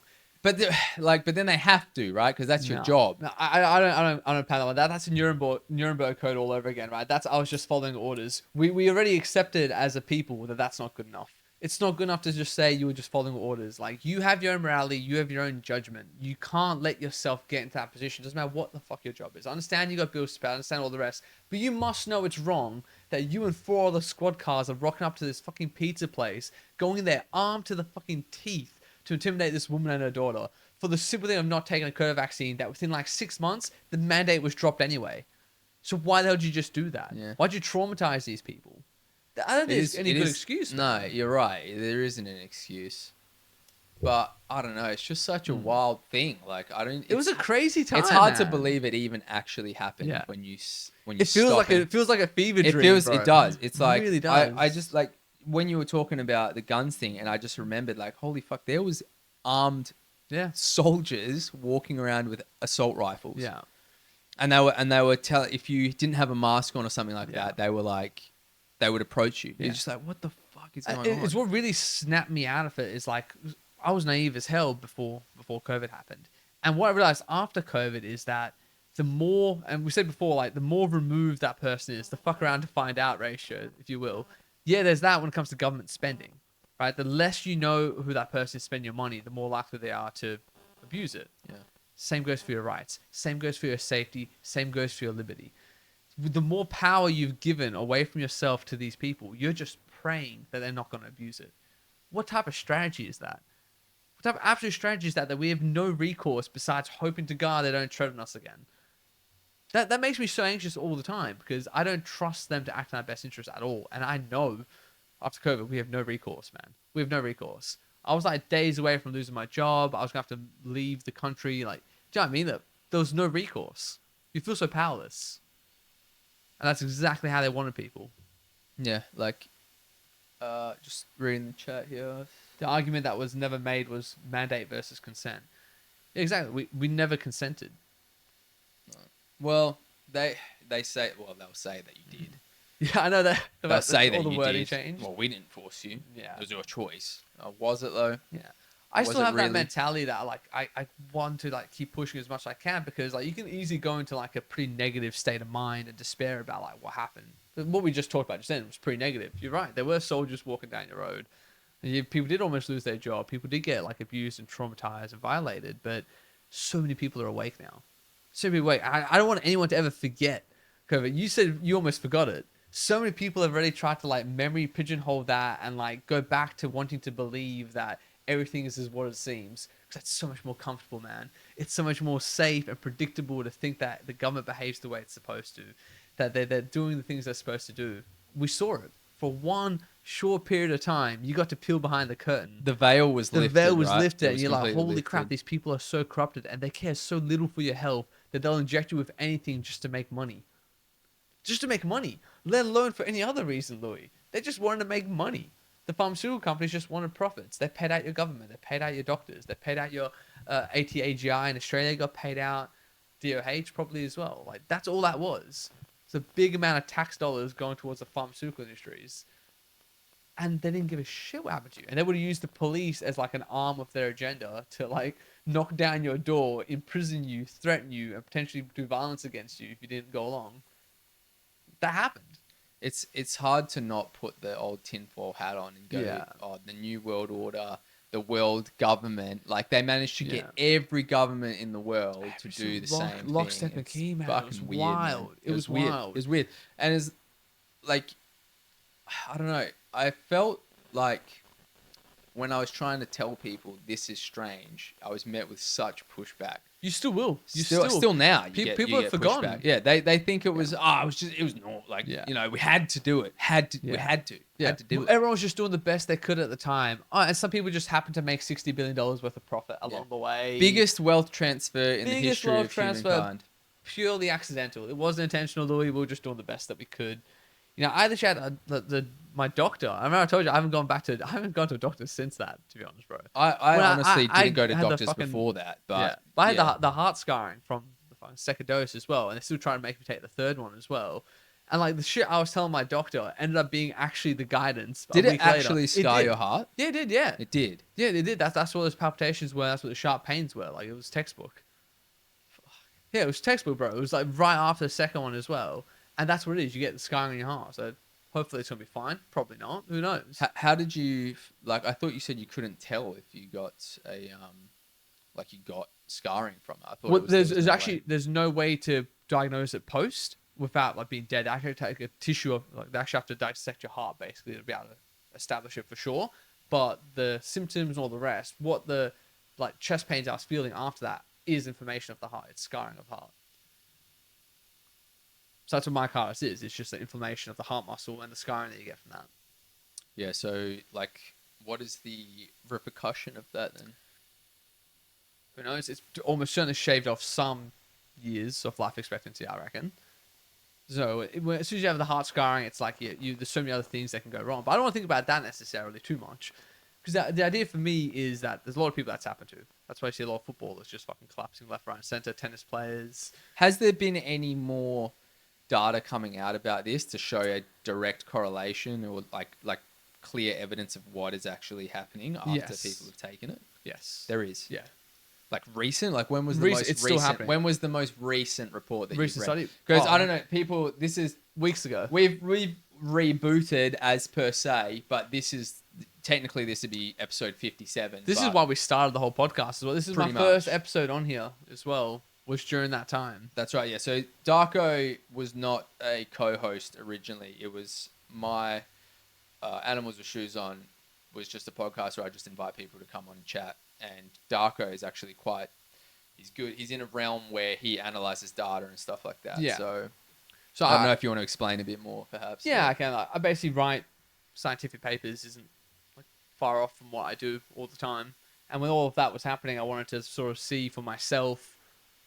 The first thing I wanted to look into was like, were any of the mandates actually evidence based? Did they have any rationale, reasons behind them?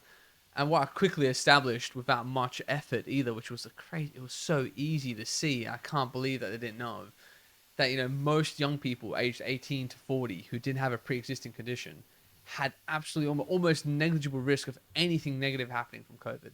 In fact, more than half were asymptomatic. So when they wanted to find out how quickly COVID was spreading at the time, right? This is the first early variants. They took random samples of young people. Did you ever have COVID? No, I don't think I ever did. More than half people who never thought they had COVID had the antibodies already. So they must have had it at some point and not even known. So over half of young people were asymptomatic. So if you ask me what the negative health effects of young people were, more than half of them didn't even know they had the fucking virus, firstly. And then you just gave them all 2 injections of experimental vaccine that was proven to be causing health effects to them. So I quickly could establish young, healthy, 18 or 40. I think the vaccine was about 2,000 times a health risk than COVID was. And that just blew my mind. And I was, I then went to try and publish that paper. I was giving that paper to everyone. The politicians who I knew from my campaigning days to, Department of Health to all across the board, man. I was just like, guys, you're making a big mistake mandating this. You're going to cause way more health effects for young people. And this was after I myself had an adverse reaction as well. So I saw it firsthand. I was very healthy. I was playing state football, was jogging all the time. Took that second dose, went for a jog a few days later. Bro, I thought I was having a heart attack. Almost called an ambulance. Was it that bad? It was that bad. Crazy. It was just like someone had like a pin and they were just stabbing the bottom of my heart with it. I was like, what the fuck is this? And luckily I had a friend who does like echocardiology and stuff like that. So I asked her, and that's how I found out what likely was. And as soon as I put on second dose, heart pain, and there were so many stories. So many stories. If you're young, if you're a male, if you're healthy and fit, it can cause heart scarring. I was like, son of a bitch. It was and pretty shortly after, they actually started advising. This was so well known that the Department of Health in Australia, WA, actually said, if you're a young man, 18 to 30, do not take the mRNA vaccines. So the one that they gave me 2 doses of, whilst it was still being mandated, shortly got banned from being able to get given to me. Was that the Pfizer one? Yeah. Yeah, right. So when I went to my doctor, I was like, look, I can see the ATAGI have posted draft recommendations saying if you had any chest pain, if you're male, if you had any chest pain from the first 2, don't get it as a third. They were about to drip that through federally to the Department of Health. So my doctor who was saying, no, you need to get it, was about to get advice from the federal government saying, don't give it to him. And I was showing her, I'm like, look, this is draft advice. It's going to get published in the next week or so. Give me the exemption. It's about to be like the actual, federal position. Yeah. She wouldn't do it. She wouldn't do it. And I was about to lose my job because the cutoff deadline was happening. Luckily, as soon as the deadline came, they dropped all the mandates. Yeah. So maddening times there. Well, yeah, Timmy said, yeah. Oh, sorry, go ahead. I went to a GP to discuss getting a jab, didn't consent, didn't get a jab. If they recognize consent, why not the government? This is the path around it. Yeah, I remember that. People were saying that you had to actually consent to it. They weren't allowed to give it to you if you said, I don't really want this. I'm being forced to. They wouldn't have given you the vaccine. Who? the actual person administering it. They're not allowed to legally give you the jab if you Yeah, don't yeah, consent. you're not allowed to But leave it. coercion and consent is where it's like the Yeah, line's it really was it was blurred. coercion. Yeah. It was blatant coercion. Yeah. Mark McGowan, blatantly Scumbag. obvious. He's a Absolute absolute scumbag. scum. Like I said in the past, I thought he was doing a good job by like keeping stuff locked down until we sort of knew. And then the fact when he was trying to claim that they weren't mandatory and you didn't have to take them, blah blah blah. I was just like, man, you're actually a disingenuous dickhead. It's completely clear Yeah. that you're coercing people into taking it under the guise of that they don't have to, but then they're going out and saying, yeah, we essentially separating people that were like, no, I don't want to take this, I don't know, and he was villainizing them. Yeah. And then the don't be boss, a dropkick. What do you call it? He calls yeah, something like that, didn't he? yeah, something like that. Yeah. No, I thought that was absolute madness. And one thing that like really framed my mindset since COVID that hasn't actually changed. After that, I looked around like, what governments, what type of person went all in on the absolute atrocity of what the government response was. So we know McGowan went fucking ham. He went to the wall on it. We know Jacinda Ardern went to the wall on it. Dan Andrews went to the wall on it. And you know what I found? Across the board, there was an ideological underpinning. If you were on the left, if you were part of, like, in Australia, it's Greens or Labour, or in America, if you were on the Democratic side, those were the leaders, the politicians, who just, like, went completely, no individual rights, we all do as I say, every single time. To the point where I realized there's actually, like, a philosophical underpinning here of, like, if you have that mentality that your role as the government is to be that sort of, overarching parent of the people, you will do a dog shit response to COVID. If you have the mindset of, look, we don't want to get involved in your life, people can sort themselves out, which is what the conservative position is, you had a good response to COVID. So Scott Morrison didn't want to mandate it federally. He said, no, I'm not going to mandate it. You look at what's his name in Florida, DeSantis. One of the probably best responses to COVID was in Florida in America. Least amount of lockdowns, no real mandates, no intrusive mandates at all on the vaccine. Why is it that across the board, conservatives didn't have the same response? No one wants to answer that for me. No one wants to look into that. How did the ideology go so wrong? Of conservatism, do you mean? No, of liberal ideology. How did that go so wrong that when it came to COVID, they're the ones who would have, like, they were freaking taking kids away from parents and stuff like that, man. They went crazy. They went dystopian as all hell. Yeah, it's so funny because it seems like we're just teetering on the edge of something like, if it ever happens again, I don't know, man. I think a lot of people would just be like, nah, fuck off. But yeah. I don't know. Well, I tell people, like, that's why I'm like, vote conservative. There's two reasons why. That taxation is theft is my first one. Like, vote for small government. People who don't want to take your money, who want to give the money back to you. I know they might be doing on behalf of their billionaire friends who pay a lot more taxes than we do, but the ethos is correct. Stop taking people's money and stop blowing it with inefficient government programs. Straight out the bat, I think that's probably a good thing to say. The other one is respect people's individual rights. And if you have that, that can be a stalwart against what happened with COVID. Yeah. So for COVID, it was all about, like, your rights don't matter for the greater good. It's like, man, it was like, we're about to start freaking, what's the march that they do? We're about to start marching down the street. It's a Nazi march, goose step. We're about to start goose step marching as soon as I said for the greater good. Oh, yeah, like the fucking communism. Soviet flag just starts flying behind you, like, yeah, it's fucking madness. Wild. Yeah. Tim says, who's still wearing masks? Yeah, bro, I still see them. There was people, I not many, I don't see it often, but masks do fuck all anyways. They did fuck all from the get-go. There was so much, like, manipulation of what was true and not during that time. It's fucking crazy. And people just sort of plugged in and just believed. I'm like, my goodness, dude. Yeah, I think there's some things that I regret during that, and I wish I had done things differently, but it's like, fuck, it is what it is now. I can't At least we're awake, bro. Yeah, I tried to tell as many people as I could. I was like, this is wrong. There's something wrong here. And I've got the messages in the group chat. So I was like, I've got it all there. I fucking actively was like, something's wrong. Bro, I wrote three fucking papers on this. Yeah, I still have it. It's on my desktop. I'm like, oh yeah, I spent hours, man. It was like 30, 40 hours a piece of effort into these, like, scientifically researched papers, man. Can people still get your papers? Where can they get them? You should put them up on I'll still put them up on X. I don't know if anyone would even want to see them. They're also referenced and linked, so, like, all the rationale put together. If you ever have someone who's like, oh no, we did the right thing, you can show them this now, because all the things I said bore true. They're more true now than they were before, with more data coming out. Now you've got like actual proper publications are saying the same thing I said. But bastards, I said it when it was happening. They're saying it now, 3 years later after they got their payday. Legit. Tim says might give you a hint as to how they might vote. Yeah, if you've got a mask on for sure. But then in saying that, a lot of people got so frightened that they just didn't know what to believe. It's like fear is so powerful. Yeah, man. you can manipulate everyone with fear, man. It's fucking nuts. Yeah. But yeah, I don't know. It says a lot about the current state of affairs in Australia at the very least. Fuck. The only thing I'll say with that, like, just to end up on that topic, is that, you know, we could spend a lot more time. The reason why I haven't brought it up, as you said before, like, are there more papers coming out, and more this? Yeah, there are. Like, I still track them.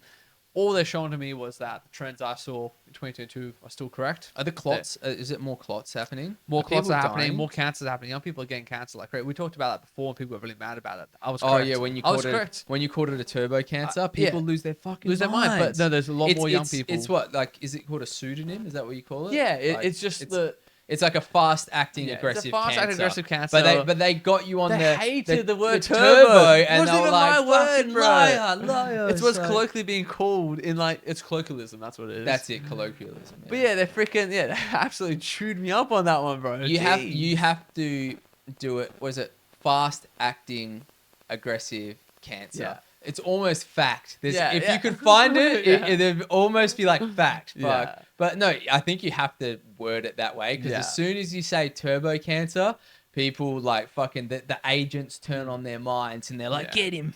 Well, I think a lot of people don't want to believe it either. Timothy the Turtle. Hey Tim, what's going on, mate? How are you? Good to see you, buddy. Yeah, we get so many Tims. This is great. I know. Fucking everyone started tuning in now, actually, just as we're wrapping up. Actually, X is doing well. Like, there's a fair few people tuning in X. So I'll give you guys a flex, actually. I haven't flexed on stream for ages. But the angles are not good anymore, dude. Hold on. No, there's still... There. It's just... Just get jacked. Everyone fucking go lift some weights. You got his angle. Got the angle. I will be going to gym after this. Yeah, he's got the tan, he's got the angle. Yeah, dude, how tanned am I looking right now? Coming back from Europe, dude, I'm bronzed the fuck up. I look like I'm part of the wood. It's crazy. Yeah. Tim just said there's a WA government response to coercive control inquiry. Yeah, oh man. Is there really? Yeah, dude, they were like, my personal thoughts on like why Dan Andrews, Mark McGowan, Tim Ardern, all these people were resigning across the board is like the shit that they were doing was so unethical. They had no databases on what they were doing. None. They were shooting from the hip, and they just must have loved the power. But we'll just say, like, just to end on that one, there's a lot more dark and depressing shit you can go into on that front, and it's very easy to fall into this nihilism, which is like, you know, they did that to us. We're all going to pay for the health consequences for a long, long time, and nothing happened to them, and they can do it again if they wanted to. Like, you could think of it that way if you wanted, but I've got a much better take for you on this one. My take is that, like, me, you, this podcast, like, the fact that this all bore out of that, this ain't the only place this has happened. There's countless podcasts that popped up across the whole world in response to COVID. There's so many people who are awake. And you said before, like, you know, why all the cops go along with it? Well, not all the cops go along with it. All the good cops, all the cops have an actual sense of justice and a sense of what's right and wrong, they got booted out the force. Yeah. They are now just as independent as me and you are. Which is arguably all the good more doctors. Worrying. Yeah, but all the good doctors, all the ones who didn't want to do that, are now kicked out. Everyone who was previously barely hanging on inside the system, unable to speak their minds and say the truth, is now out. They got shoved right out. There's so many better journalists today than there were before who got fired from MSNBC, CNN, Fox News. I listen to them on YouTube all the time. And there's like, they call it the Great Awakening, is what the colloquial term for it. And I think COVID has just made that a thing. It was almost like it was a necessary evil to sort of unplug people from the Matrix. In a fucking to use. Do you know how many people have just been waiting? It's a very male feeling where you're just waiting for like the dragon to show itself. Everyone's just waiting for that one real true fight of their lives, and we've got it now. This is it. It's why we keep talking about this shit. And you're like, why is Darko coming in and always talking about his depressing stuff? It's because I think that's the evil, and that's what we're up against. And you got to be able to at least like, you know, shine the light on it. Light's the best disinfectant for the propaganda. Agreed. Yeah, that's and not to anyone tuning in for the first time here, this isn't what we always talk about. It's just we ended up on this one today. We always seem to touch on it. Yeah. Like generally we talk about random shit like anime and fucking video games and stuff like UFOs that. And current events, UFOs, mysterious shit. It's just Which will today again. we just ended up on that one. It's the first Yeah. one back. It's kind of like a reboot series because everything has changed since the last time. You can follow us on TikTok, Instagram, X. X. Follow us on X. We're on Kick. We're on YouTube as well, and we are on Twitch. Yeah. So, Across the yeah, board, man. Across the board. yeah, thanks everybody for tuning in today. We're going to call it there. Yeah. We're going to try and make it more regular, at least once a week, and the Yeah. topic's going to change each week. We'll have different stuff. Yeah. I think it might be Happening. worth next time we touch on just to do a complete update on the UFO. So we haven't touched that stuff at all. I haven't even looked into what The new UFO stories. stuff. Yeah, there's a whole bunch Yeah, of let's look UFO at an shit. update on that. Different. Yeah, and then just like some chill stuff as well. We don't want to always talk about Yeah. like fucking depressing Conspiracy conspiracy stuff. Yeah, I wanna shit keep or, it like, uplifted mysterious. as Like well. sometimes we talk a lot about philosophy as well. Yeah, Actually, that's a which big is something thing. that We'll we talk have. about the 12 rules for life. I need to actually put the Marcus Aurelius book yeah, up there. we do the the meditations. Yeah. What was that? I see an Arsenal banner on the top left. Yeah. Should have a football chat sometime. Yeah, for sure, actually. Sure, man. Yeah, I'm very big on that. Darko will have to lead the charge for that. Ironically, I've played football my entire life, and I Hate never watching it. I never Can't watch get it. on I it. never watch it, but I've Yeah. played my whole fucking Gotta life. pick a team at least put on your side. I know. I'll have to pick someone. I don't actually know. It's like it was just too early in the morning for me, and because I was up Yeah. playing fucking Gears of War real late when I was a kid, I was Yeah. like, I'd rather play video games. Well, now than it's stay like up. the late nights, basically. Like the games are 7 p.m. on Saturdays or 10 p.m. Oh, really? Yeah, Yeah, yeah. maybe we should Yeah. do that where we That's have not like too bad. we should actually put one on and then watch it live Yeah. with the viewers. That'd actually be That pretty would cool, be pretty hey? cool. But yeah, thanks everybody. Hopefully, if you guys enjoyed, we got 12 on the X actually right Nice. now. This is growing, bro. Yeah, I was surprised because we weren't even gonna put X on the stream thing, but we decided to chuck it on. But yeah, Yeah. Timmy, thank you very much for tuning in, brother. It's Yeah. been a long time since I've seen you. Cheers, Tim. Shout outs to everyone on X. Tim, thank you very much. I Both appreciate Tims. it. Get to Pixel Boys. What's that? As much as a new stream? Is that a new streaming thing on today? Get to Pixel Boys. Or is that someone else's stream? We can have a look at it. Is Pixel the event in Perth? I don't know. Yeah. But yeah, Hey. if you're new here, please follow us. Instagram, X, well yeah, Across the board. Put it yeah, up there. Twitch, YouTube. If you literally just Ooh, type in Comic-Con. animals with shoes on or AW, Comic Con. Is that in Perth today? I didn't even know that was on. Hey, yeah, maybe we should. Perth Convention Center. Oh, Pixel. nice. Is Pixel X? Fuck, there you go. I didn't even know it was on today. I haven't been for ages, man. I did used to go to them actually, but it's been a long time. But I guess you're a bit of a gamer or something like that as well, hey Tim? We'll chat about that more anyways. If you guys have any topics or something, just hit us up. But yeah, we'll probably be live. I don't know what day. Next weekend, bro, Saturday? Maybe Saturday. It's either Saturday or Sunday. Not sure. We'll try to do a post, letting people know the time a couple days before. Yeah, that's it. If you follow us on social media, to be honest, I don't actually, considering how many people have tuned in X, I don't even use it. I'm going to have to start posting on X, I think. I'm happy to because, start doing that as well. I've got the account on there. we'll sign in and start putting some updates and stuff to when we're going to go live. But yeah, Easy. Twitch, all that sort of stuff. Alright. But anyways, lads, Cool. See you thank you guys. very much, everyone. Take care. Peace. We'll see you next week. Easy.